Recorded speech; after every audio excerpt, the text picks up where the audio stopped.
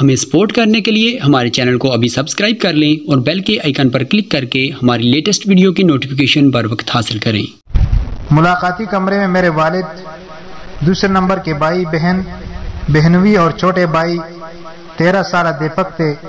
سلام کر کے خاموشی سے جا کر بیٹھ گئے۔ حیرت سے ایک دوسرے کو دیکھ رہے تھے اور آنسو کا سیلاب دونوں طرف جاری تھا۔ اس پر ابو نے کہا، تم کیوں رو رہی ہو؟ رونا تو ہمارا مقدر ہو گیا ہے کہ آپ نے ہمیں دکھ دیا ہے، میرا اعتبار توڑا ہے۔ تم تو خوش ہو، پھر تمہارا رونا کس بات کا؟ میں نے دل میں کہا، کاش ابو میرے سینے میں اپنی محبت کو دیکھ سکتے۔ یہ پدری محبت کیا چیز ہے؟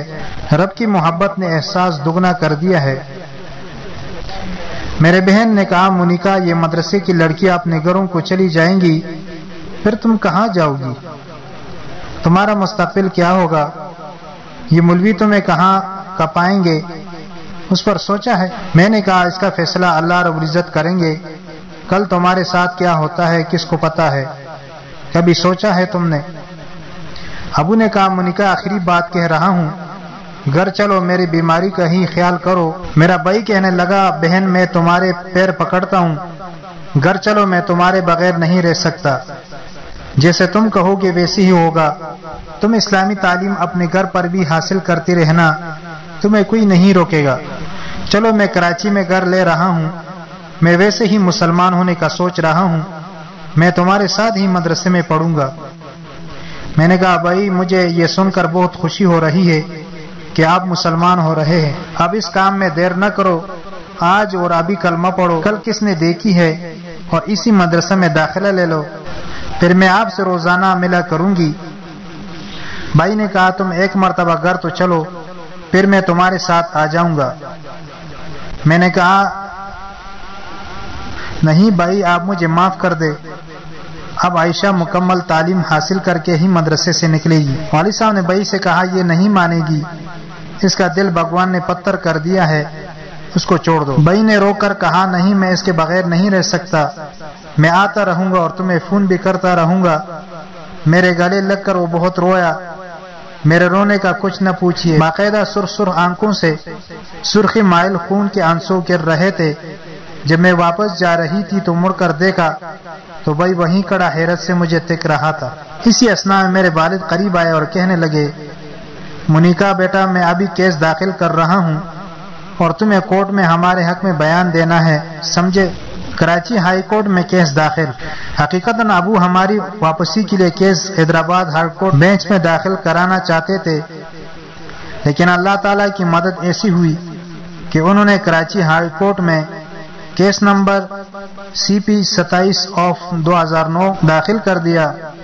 اگر case Hyderabad high court bench میں چلتا تو نہ تو ہم وہاں محفوظ ہوتے اور نہ ہی ہمارے ریٹائرڈ جسٹس مشتاق احمد میمن اور بیرسٹر منصور العارفین جیسے اعلیٰ کردار اور بلند پائے کے وکیل ملتے۔ دوسری اللہ تعالیٰ کی مدد یہ ہوئی کہ والد صاحب کے وکیل صاحبہ نے ہمارے صحیح عمریں بتا دی تھی، جس کی وجہ سے بھی ہم محفوظ ہو گئے۔ اگر وہ ہماری صحیح عمر نہ بتاتے تو ہمیں فوراً عیدی دارالامان بھیج دیا جاتا۔